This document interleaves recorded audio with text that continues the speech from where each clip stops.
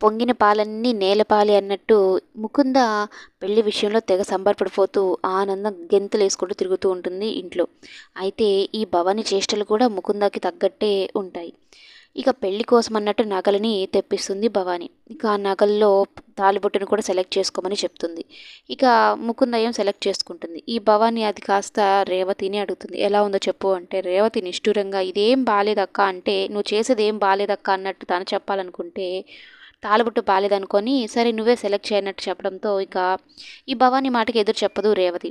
ఇక సెలెక్ట్ చేసి అయితే ఇస్తుంది. ఇది మనస్ఫూర్తిగానే సెలెక్ట్ చేసావా అంటే మనస్ఫూర్తిగానే సెలెక్ట్ చేశానక్క అని అయితే రేవతి చెప్తూ ఉంటుంది. ఇంకేమి మీ అత్తయ్యే నీకు సెలెక్ట్ చేసింది అని అయితే అనుకుంటూ ఇక ముకుంద ఏమో నాకు నచ్చకపోయినా ఇది నా మెడలో వేసుకున్నన్ని రోజులు నేను నీకు గుర్తుకొస్తూనే ఉంటాను అత్తయ్య అని అయితే అంటూ అనుకుంటుంది ముకుంద. ఇక ఆ నగలు తీసుకోమని చెప్తూ ఉంటే రేవతి మాత్రం కృష్ణ గురించి ఆలోచిస్తూ ఉంటుంది. పిల్లలు బయటికెళ్ళారు. వీళ్ళు ఏదో ఒకటి నిజాలు తెలుసుకొని సాక్ష్యాలు తీసుకుని వస్తే ఈ పెళ్ళి ఆగిపోతుంది. అప్పుడు నా కొడుకు కోడలు సంతోషంగా ఉంటారు అని అయితే అనుకుంటూ ఉంటుంది.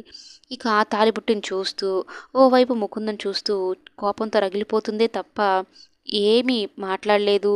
ఏమీ చేయలేదు.